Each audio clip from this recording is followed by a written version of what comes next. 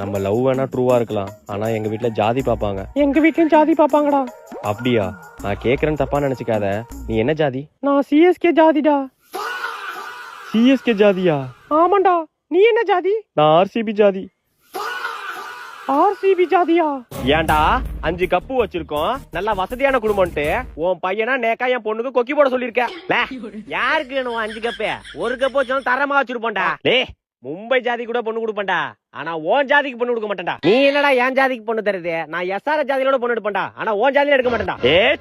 நாங்க ஆண்ட பரம்பரைடா. அடிங்க. அப்ப நாங்க மட்டும் பேண்ட பரம்பரையா? ஆண்டுக்கு இருக்கிற பரம்பரைடா நாங்க. மாடே, நமக்கு அந்த குடும்பம் தேவையில்ல. ஒழுங்கா வீட்டுக்கு வா. அவனடா நமக்கு பொண்ணு தருது. நீ வாடா நம்ம ஜாதியில நல்ல பொண்ணா நான் பாக்குறேன்.